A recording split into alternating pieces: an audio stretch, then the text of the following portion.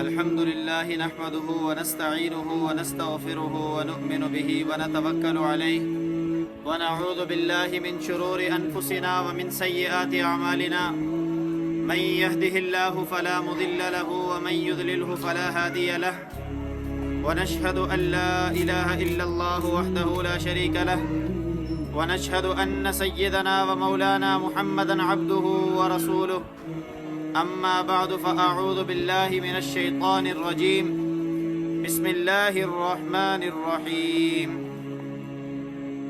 من كان يريد حرث الآخرة نزد له في حرثه ومن كان يريد حرث الدنيا نؤته منها وما له في الآخرة من نصيب أم لهم شركاء شرعوا لهم من الدين ما لم يأذن به الله ولولا كلمة الفصل لقضي بينهم وإن الظالمين لهم عذاب أليم.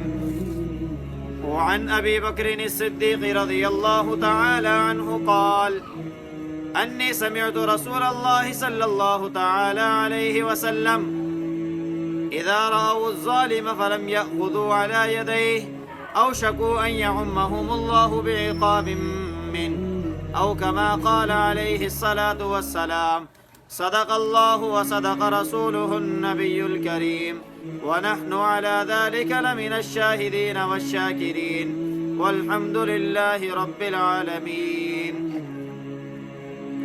میرے معزز سامعین، میں نے آپ کے سامنے قرآن کریم سورۃ الشورى کی 2 آیات مبارکہ اور احادیث کے بے شمار مجموعے میں سے ایک حدیث مبارکہ تلاوت کی ہے.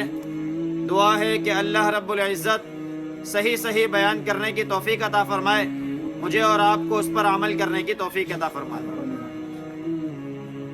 اس آیت مبارکہ کے اندر اللہ رب العزت ان لوگوں کا تذکرہ فرما رہے ہیں کہ جو کچھ دنیا کے طالب ہوتے ہیں اور کچھ آخرت کے طالب ہوتے ہیں. اللہ رب العزت نے ان دونوں گروہ کا تذکرہ فرمایا اور دونوں گروہ کا نتیجہ بھی ارشاد فرمایا. اسی طریقے سے حدیث مبارکہ کے اندر بھی نبی علیہ الصلوۃ والسلام کی روایت حضرت ابوبکر صدیق رضی اللہ تعالی عنہ نقل فرماتے ہیں اور ظلم کے متعلق کیا کرنا چاہیے اس کو بیان فرماتے ہیں، اور جب ہم اس طرز عمل کو نہیں اپناتے تو کیا عذاب اللہ کی طرف سے مسلط ہو جاتا ہے، اس کو بیان کیا. اس آیت مبارکہ میں سب سے پہلے انسانیت کی 2 قسموں کو بیان کیا کہ ایک قسم وہ ہے کہ جو دنیا کو حاصل کرنے کے لیے سب کچھ کر دیتی ہے، دوسری قسم وہ ہے کہ جو اللہ کے آخرت کو حاصل کرنے کے لیے جنت میں اپنا ٹھکانہ بنانے کے لیے اپنی دنیا کو بھی داؤ پر لگا دیتے ہیں. تو اللہ رب العزت فرما رہے ہیں کہ تم میں سے جو کوئی چاہتا ہے کہ وہ دنیا حاصل کر لے تو اللہ رب العزت اس کو دنیا بھی دے دیتے ہیں، اور تم میں سے بعض وہ ہیں کہ جو آخرت کے طالب ہوتے ہیں اللہ رب العزت فرما رہے ہیں نزد لہ فی حرثہ، جو وہ طلب کرتے ہیں، جو وہ کوشش کرتے ہیں، ہم ان کی کھیتی میں اضافہ فرما دیتے ہیں. وما لہ فی الآخرۃ من نصیب، اور جو دنیا کے طالب ہیں وہ یاد رکھیں کہ ان کا آخرت میں کوئی حصہ نہیں. پھر آگے اگلی آیت کے اندر مکہ کے ان لوگوں کا تذکرہ فرمایا ہے کہ جو نبی علیہ الصلوۃ والسلام کے دین کی دعوت کے بعد بھی اس دین کے اوپر ایمان نہیں لاتے تھے، اور ان میں سے بعض منافقین جو ایمان تو لے آئے تھے لیکن ایمان لانے کے بعد اس ایمان کے تقاضوں کے اوپر پورا نہیں اترتے تھے. اس ایمان کے مقابلے میں، ایمان کی بات کے مقابلے میں، اسلام کی بات کے مقابلے میں، اللہ کے قول کے مقابلے میں، نبی علیہ الصلوۃ والسلام کے قول کے مقابلے میں اپنے طرز عمل کو پیش کیا کرتے تھے. اللہ رب العزت یہاں فرما رہے ام لہم شرکاء، کیا ان کے پاس کوئی شریک موجود ہے کہ شرعوا لہم من الدین، کہ وہ ان کے لیے ایسے دین کو تشریح کر رہے ہیں، ایسے دین کو نافذ کر رہے ہیں، ایسے دین کو تشریح شروع کر رہے ہیں جو کہ اللہ رب العزت نے اس کی اجازت نہیں دی، اللہ رب العزت نے اس کی اجازت نہیں دی، اس کے باوجود بھی یہ اس دین کے لیے کوشش کر رہے ہیں۔ تو اللہ فرماتے ہیں وَلَوْلَا كَلِمَةُ الْفَصْلِ، اگر اللہ نے فیصلہ نہیں کیا ہوتا، قیامت کا دن مقرر نہیں کیا ہوتا، تو لَقُضِيَ بَيْنَهُمْ، اللہ بھی نیست و نابود فرما دیتا۔ وَإِنَّ الظَّالِمِينَ، اور ظالموں کے لیے اللہ نے دردناک عذاب تیار کر رکھا ہے۔ اسی طریقے سے نبی علیہ الصلوۃ والسلام کی روایت صدیق اکبر رضی اللہ تعالیٰ عنہ نقل فرما رہے ہیں۔ واقعہ یہ ہوا کہ صدیق اکبر نے صحابہ اکرام رضوان اللہ تعالی علیہ مجمعین بیٹھے ہوئے تھے، ان سے ارشاد فرمایا کہ قرآن کریم کی آیت مبارکہ سورۃ المائدہ کی کہ یا ایھا الذین آمنوا علیکم انفسکم، ایمان والو تم اپنے نفس کی فکر کرو، اس کے بارے میں آپ کیا کہتے ہیں؟ صحابہ نے کہا اس کے بارے میں یہی ہے کہ ہر ایک اپنے اپنی فکر کرے، اپنی آخرت کو سنوارے، اللہ کے حکم کو بجا لائے، اللہ کے نبی کی بات کے اوپر چلے۔ کہا اچھا، لیکن میں تمہیں ایک بات بتاتا ہوں، کیا امر بالمعروف و نہی عن المنکر کرنا یہ اللہ اور اللہ کے نبی کا حکم نہیں ہے؟ صحابہ نے کہا بالکل ہے۔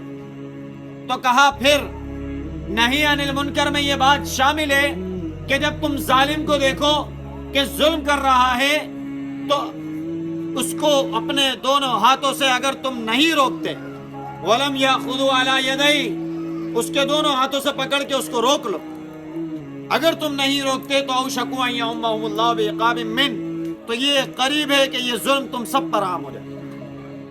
آج ہمارے ملک میں کیا ہوا؟ یہ مہنگائی کا عذاب کچھ عرصے پہلے تک غریب طبقہ متاثر ہو رہا تھا، جب وہ چیخ چلا رہا تھا اور اس کے ساتھ کچھ لوگ آوازیں اٹھا رہے تھے تو لوگ کہہ رہے تھے یہ لوگ کون ہیں؟ یہ ہڈ حرام ہیں، یہ محنت کش نہیں ہیں، یہ محنت نہیں کرتے، اپنے گھر والوں کے لیے تین دگنی اور دن اور رات کو ایک نہیں کرتے، بلکہ یہ لوگ صرف آواز اٹھاتے ہیں اور مال جمع کرنے کی کوشش کرتے ہیں۔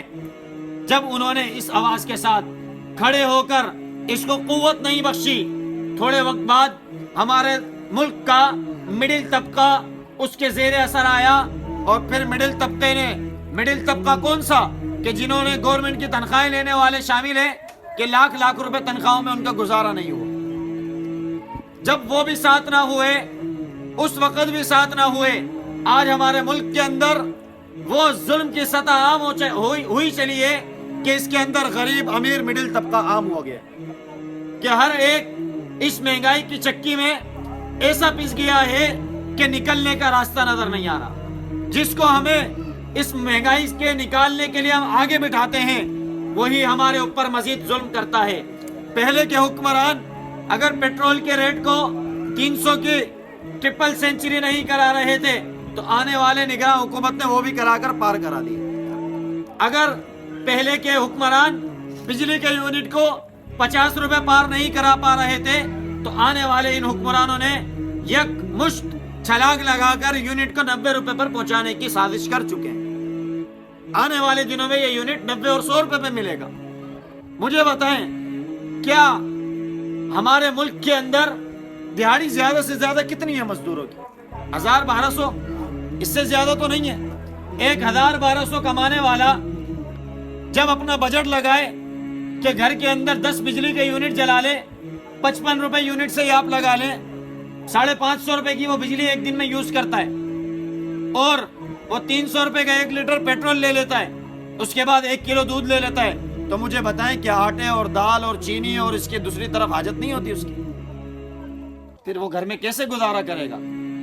اب اس ظلم کے خلاف بھی ہم اپنے آپ کو اتحاد نہ بخشیں، اپنے آپ کو نہ جوڑیں، اپنے آپ کو قوت نہ دیں، ایک دوسرے کا بازو نہ بنے اور ایسے لوگوں کے ساتھ کھڑے نہ ہو جو اس ظلم کے خلاف آواز اٹھا رہے ہیں، تو پھر ہم بتائیں کہ کس کا ساتھ دینے کو کھڑے، ہم کس کا ساتھ دے رہے ہیں؟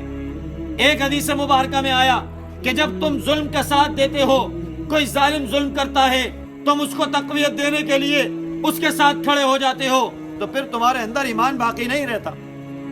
مجھے بتائیں کہ کیا میں اسلام کا نام لیوا ہوں یا اسلام کے اوپر چلنے والا ہوں؟ آج ہمارے ملک کے اندر اسلام کے نام لیوا سارے ہیں، لیکن اسلام پہ چلنے والے نہیں ہیں۔ کامیابی اسلام پر چلنے میں ہے، اسلام کا نام لینے میں نہیں ہے۔ آپ کے اس علاقے کے اندر ایک ڈاکٹر بیٹھ جائے کیبن لگا کر، اور ڈاکٹر صاحب نے ڈگری حاصل نہ کی ہو، صرف اسٹیمپ لگا کر آ جائے کہ بھئی فلاں فلاں ڈاکٹر، اور ڈاکٹر صاحب کے پیچھے کوئی بیک نہ ہو، اور پھر وہ اپنا کیبن کھولیں، دکان کھولیں، کلینک کھول کر بیٹھ جائیں، مجھے بتائیں میں اور آپ قبول کریں گے؟ جب ہم ایک ڈاکٹر کو قبول نہیں کر سکتے، ایک پیشے کو قبول کرنے کے لیے تیار نہیں ہے دنیا کی سطح پر، تو میں اور آپ اسلام کا صرف لیبل لگا کر، مسلمانیت کا لیبل لگا کر کیا کامیاب ہو جائیں گے؟ اسلام کے اوپر چلنے میں کامیابی ہے۔ اسی لیے حضرت حسین رضی اللہ تعالی عنہ نے، تمام صحابہ اکرام نے، نبی علیہ الصلوۃ والسلام کے صحابہ میں سے خلفائے راشدین نے، خود نبی علیہ الصلوۃ والسلام نے یہ جد و جہد کی کہ نظام اسلام کا نظام نافذ ہو۔ آج ہمارے پاس مسلمانوں کی حکومت تو ہے، لیکن اسلام کی حکومت نہیں۔ اگر اسلام کی حکومت ہوتی تو ہمارے پاس آج غریب نہیں روتا، ہمارے پاس کوئی بوڑھا نہیں روتا، ہمارے پاس بیوہ نہیں روتی، ہمارے پاس یتیم نہیں روتے، کیونکہ سب کے حقوق اسلام نے بتائے۔ ہر ایک کو اس کا معاوضہ دیا جاتا ہے، ہر ایک کو اس کی مقرر کردہ پنشن وغیرہ دی جاتی ہیں۔ لیکن جب ایسے ظالموں کا نظام ہو کہ جو مسلمانوں کے نام پر بھی دبا ہو، تو ایسے لوگ اسلام کے نام پر صرف اور صرف ظلم نافذ کرتے۔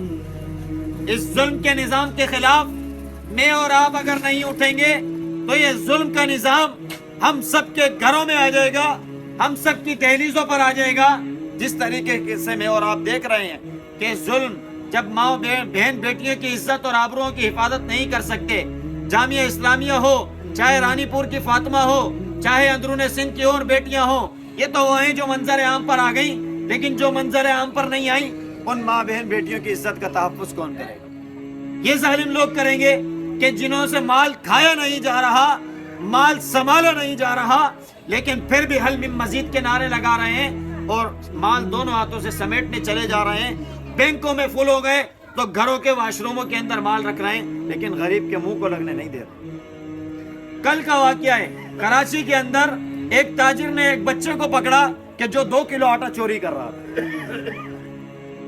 مجھے بتائیں کیا یہ 2 کلو آٹا چوری کرنے والا پیشہ ور چور ہوگا؟ یہ 2 کلو آٹا چوری کرنے والا بچہ وہ ہوگا کہ جس کو اس کے پیٹ کی بھوک نے ستایا ہوگا، جس کو اس کے گھر پر اس کی بیٹی ماں بھوکے پیٹ کے اندر اس کی ماں برداشت نہیں ہو رہی ہوگی، اس کے بھائی برداشت نہیں ہو رہے ہوں گے بھوکی حالت میں، تب وہ جا کر بازار کے اندر 2 کلو آٹا چوری کی کہ میں اپنا پیٹ پال لوں۔ یہ کیوں ہوا؟ یہ اس ظلم کے نظام کی وجہ سے ہوا کہ جو ظالم حکمران، ابھی 3-4 دن پہلے کا واقعہ ہے کہ ہمارے سندھ کے ایک ایم پی اے کے گھر کے اندر واش روم کے اندر سے پیسے نکل رہے ہیں، سائڈوں پر دیوار سے پیسے نکل رہے ہیں، بیڈ کے نیچے سے پیسے نکل رہے ہیں، اور تقریباً سننے میں آیا کہ 400 کروڑ یا پتہ نہیں ارب اتنے سننے میں آیا ہے کہ مالیت اس کے گھر سے نکلی۔ کراچی کے ڈپٹی کمشنر کے گھر سے اسی طریقے کے اربوں اور کروڑوں کی مالیت نکل رہی۔ مجھے بتائیں یہ کس کا مال ہے؟ یہ میرا اور آپ کا دیا ہوا ٹیکس ہے جو ہمارے اوپر لگایا جا رہا ہے۔ بجلی کے بل کے اندر 48% ٹیکسز ہم بھر رہے ہیں۔ کیوں بھرتے ہیں؟ اس ظلم کے خلاف کیوں آواز نہیں اٹھاتے؟ ہم آواز نہیں اٹھاتے، یہ ظالم حکمران باز نہیں آتے۔ اس کے لیے اٹھ کھڑے ہوں۔ وابڈا کے ملازمین اس ملک کے پاکستان کے اندر کتنی تنخواہیں لیتے ہوں گے؟ 50,000 سے تو زیادہ لیتے ہوں گے۔ ان کو یونٹ فری دیے جاتے ہیں۔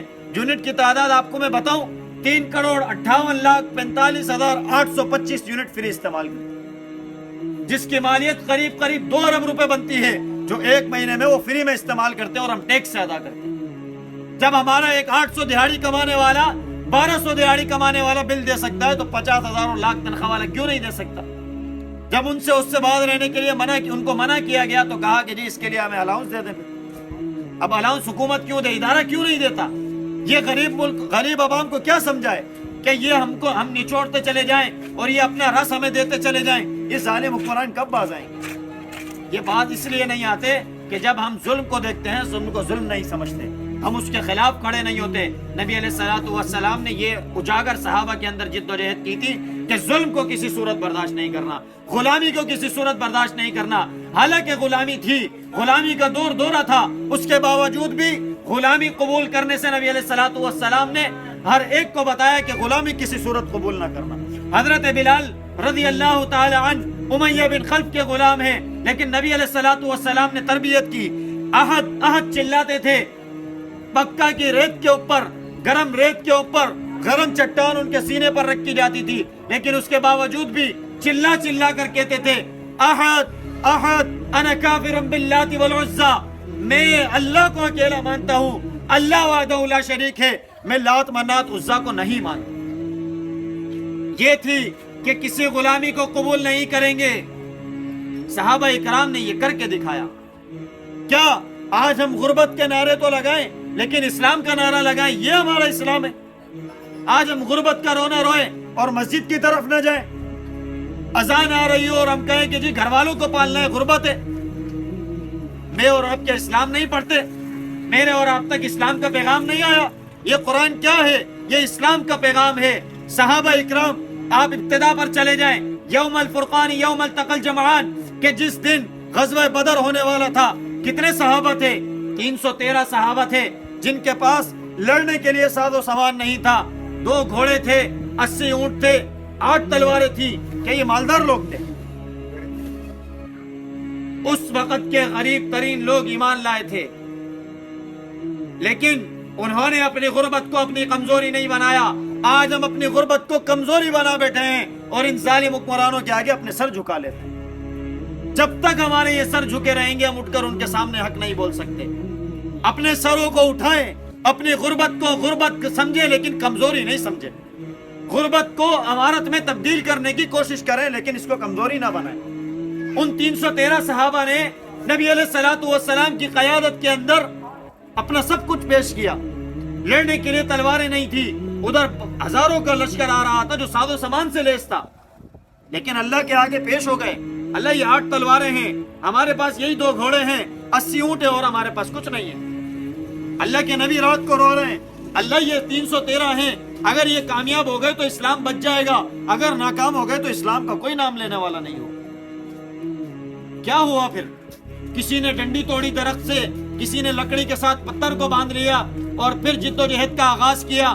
اللہ کے نبی نے رات کو رو رو کر صدائیں لگائیں, اللہ رب العزت نے قبول کیا. اذ تستغیثون ربکم, جب انہوں نے اپنے رب کو پکارا, فاستجاب لکم, اللہ نے ان کی دعا کو قبول کیا. انی ممدکم بألف من الملائکہ, اللہ نے فرمایا میں ہزاروں کی تعداد میں فرشتوں کے ذریعے تمہاری مدد کروں. پھر کیا ہم نے نہیں دیکھا, ہم نے نہیں سنا, ہم نے نہیں پڑھا کہ صحابہ فرماتے ہیں ہم تلوار تو اٹھاتے تھے, ہم لکڑی تو اٹھاتے تھے مارنے کے لیے, ہم پتھر تو اٹھاتے تھے, لیکن کافر تو پہلے ہی مر جاتا تھا, کافر پہلے ہی گر جاتا تھا. کیوں؟ کہ انہوں نے اپنی غربت تو سمجھا تھا, کمزوری نہیں سمجھا تھا. جس طرح تھے, جس حال میں تھے, کھڑے ہو گئے تھے. انفروا خفافا وثقالا, ہلکے ہو بھاری ہو, اللہ کی راہ میں نکل جاؤ. یہ ہمارے ملک کے اندر ظالم حکمران کے سامنے کلمہ حق کہنا یہ جہاد ہے. وجاہدوا باموالکم وانفسکم, اپنے مال بھی لگائیں اگر مال اللہ نے دیا ہے, ورنہ اپنے آپ کو تو کم سے کم اس جد و جہد کے اندر شامل کریں کہ ظالم کے آگے کلمہ حق کہیں گے. جب تک ایسا نہیں کریں گے اس وقت تک یہ ظلم بربریت کا نظام چلتا رہے. اور اللہ رب العزت نے یہ فیصلہ کیا ہوا ہے کہ یہ کتنا بھی کر لیں, یہ دنیا کے اندر ہی رہ جائے گا, دنیا کے اندر ختم ہو جائے گا. اس کے بعد آخرت آنی ہے. وما لہ فی الآخرۃ من نصیب, آخرت میں کوئی حصہ ان لوگوں کے لیے نہیں. آخرت میں مقام ان لوگوں کا ہوگا جو اللہ کے لیے جد و جہد کرتے ہیں.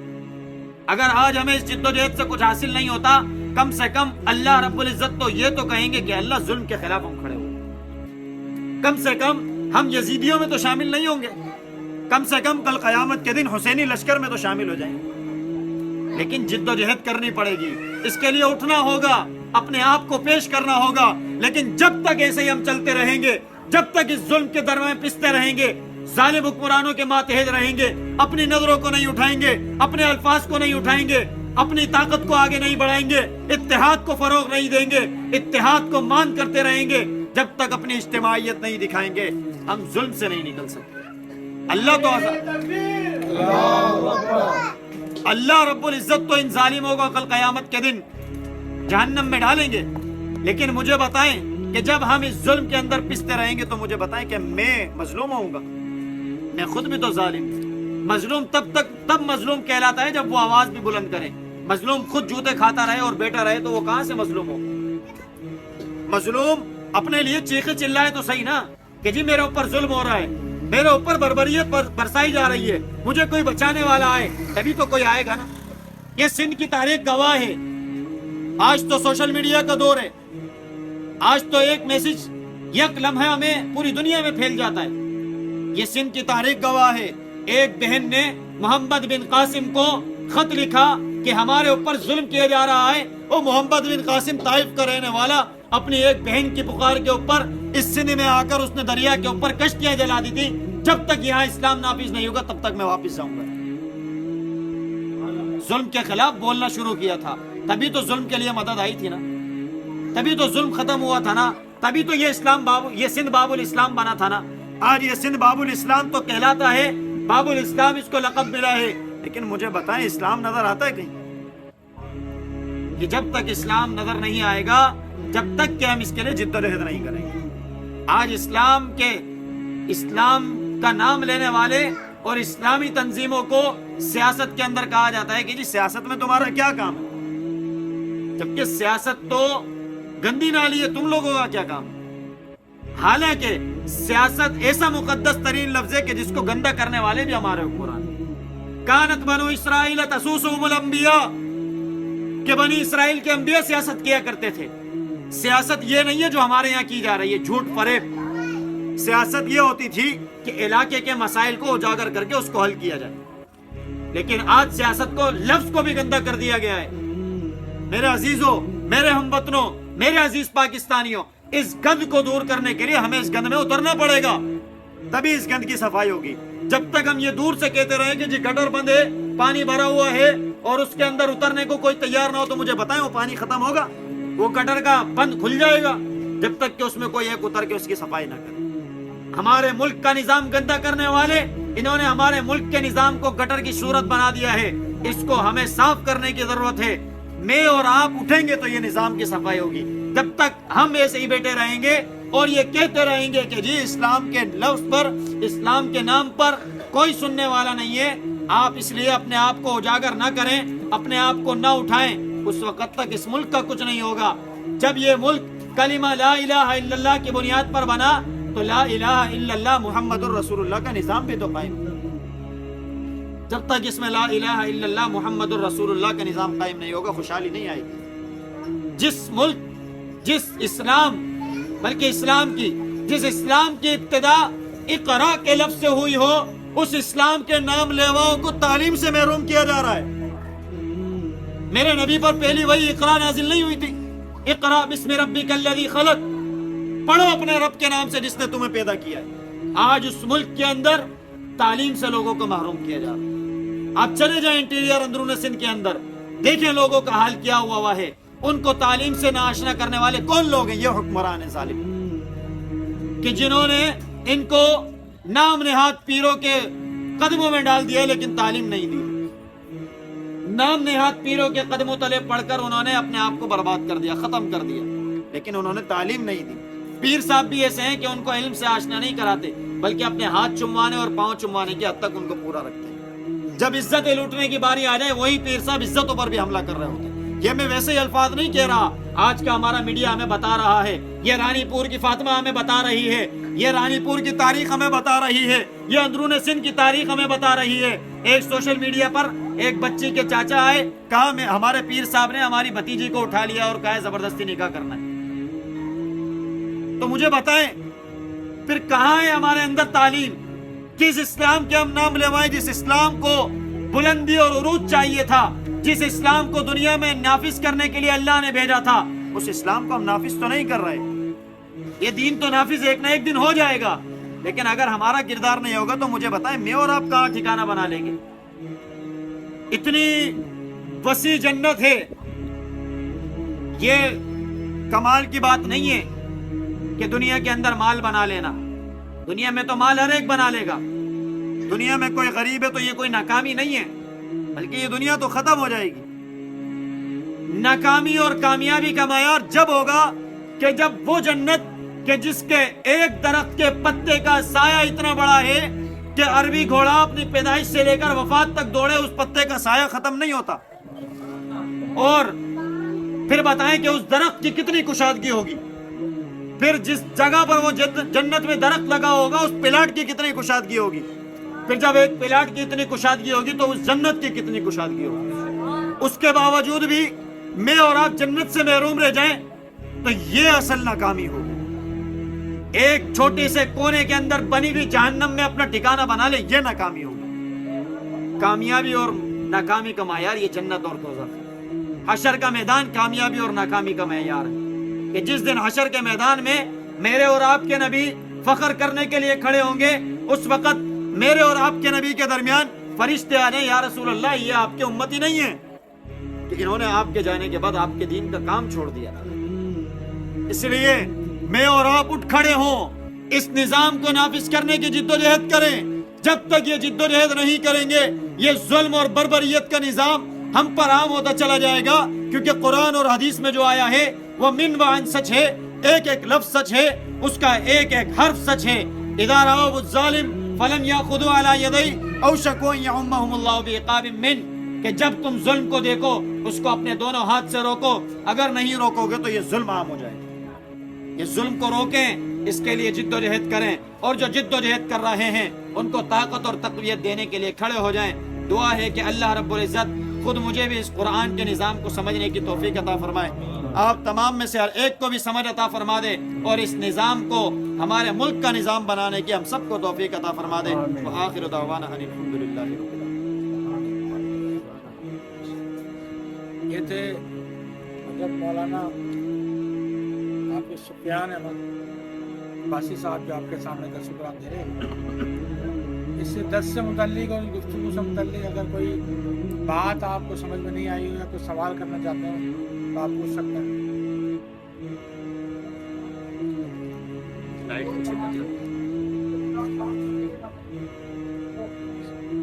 کس طریقے سے دینا چاہیے اس معاملے کے اندر جو تحریکیں اس ظلم کے خلاف کھڑی ہیں، فرقہ واریت سے بالاتر ہو کر اور لسانیت سے بالاتر ہو کر، قومیت سے بالاتر ہو کر اور اپنے رنگ و نسل سے بالاتر ہو کر ان کے ساتھ کھڑے ہو جائیں. کیونکہ جو میں نے آپ کے سامنے حدیث مبارکہ ایک بتائی ہے کہ جو لوگ ظلم کو تقویت دینے کے لیے بھی کھڑے ہوتے ہیں تو وہ بھی ظلم کا ساتھ دے رہے ہوتے ہیں اور ان کا اسلام سے کوئی تعلق نہیں ہوتا.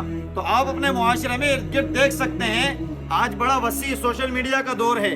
آپ اور میں بخوبی حق کو جانتے ہیں، لیکن ہم لوگ قومیت، لسانیت، فرقہ واریت اور رنگ و نسل کی بنیاد پر ساتھ دے رہے ہوتے ہیں، یا ظلم کی بنیاد پر ساتھ دے رہے ہوتے ہیں کہ اگر اس کے ساتھ ہم نہیں کھڑے ہوئے تو یہ ہمارا جینا حرام کر دے گا، جینا دوبر کر دے گا. اس لیے جو لوگ آپ کو دکھیں کہ جی حق کی آواز ہے، اپنا مفاد کوئی نہیں ہے، اس کے ساتھ کھڑے ہو کر اس کا ساتھ. کوئی اور سوال؟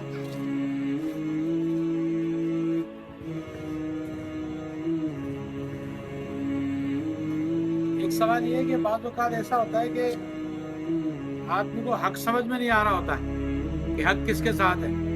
ایسا لگتا ہے کہ سارے حقدار ہیں، سارے حق پر ہیں، یا ایسا لگتا ہے کہ سارے ظالم ہیں. تو اس صورت میں کیا کیا جائے؟ آپ دیکھیں کہ ہم لوگ آج مثال کے طور پہ بہت جدید دور چل رہا ہے نا، تو اپنے مطلب کی چیز نکالنے کے لیے فلٹر لگاتے چلے جاتے ہیں نا. پانی خراب آ رہا ہے تو جی فلٹر لگایا اور پانی سے مٹی علیحدہ اور صاف پانی علیحدہ. اسی طریقے سے جو لوگ آج کل جدید دور کمائی کا ایمیزون سے وابستہ ہوں گے تو ٹولز استعمال کیے جاتے ہیں، ایپس استعمال کی جاتی ہیں، اس میں فلٹرز استعمال کیے جاتے ہیں. فلاں فلٹرز لگا دیں مارکیٹ پلیس کے اوپر، آپ کو فلاں چیز چاہیے، فلاں مقدار میں چاہیے، فلاں قیمت میں چاہیے، یہ فلٹر لگانے کے بعد آپ کو وہ چیز سامنے آ جائے گی. قرآن اور سنت وہ فلٹر ہیں، وہ چیز ہیں کہ جس بھی چیز کو آپ دیکھنا چاہتے ہیں کہ یہ حق ہے یا حق نہیں ہے، قرآن اور حدیث کے پیمانے سے اس کو ناپ کر دیکھیں.